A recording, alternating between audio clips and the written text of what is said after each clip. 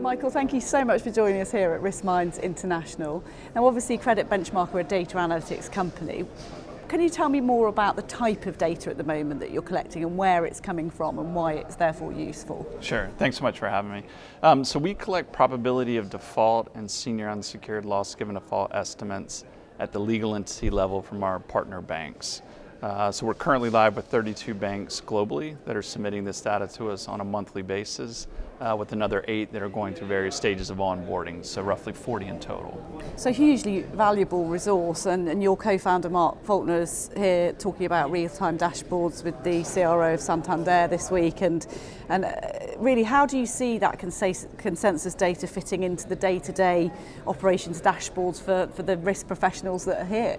Sure, so 2 points. I think the most common refrains that we're hearing from our partner banks are doing more with less, and this whole concept of early warning indicators.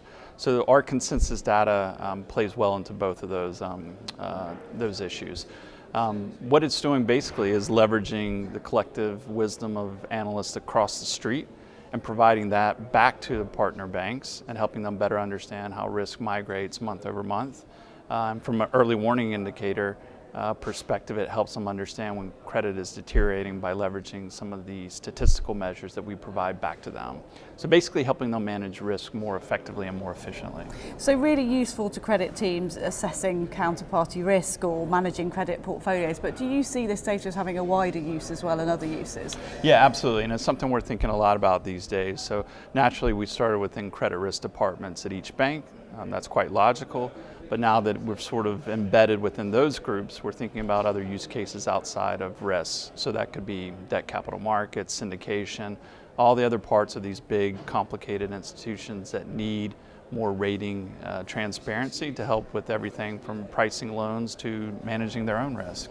And we're talking about huge amounts of data. It's a huge task. How on earth do you go about tackling that? Yeah, it's not easy. To put that in context, the majority of personnel at Credit Benchmark are devoted to managing data and technology on a daily basis.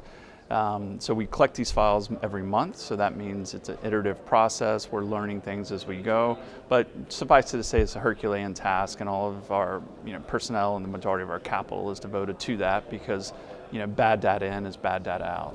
And in terms of those ratios you're talking about and the people in the team and how you work, how have you seen that evolve? You're regulars at this conference. You were here 12 months ago. What's that year brought for you?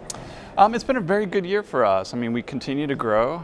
As I said earlier, we're adding banks at a fast pace, and that allows us to increase the coverage that we provide back to the participating banks. So again, we're up 15% year over year as far as the number of consensus estimates we can provide.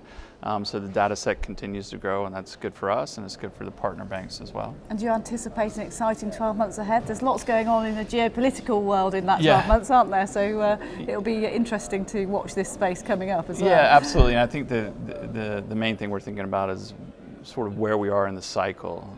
I mean, you'll hear over the next few days, everyone has a different opinion about it, but I think the general consensus is that we're close to the end. So that'll make a data set like ours much more valuable and even better positioned. So we're anticipating a very busy and active 2020. Excellent to hear. Well, thank you so much for joining us. It's been great to hear your insights. Thank you.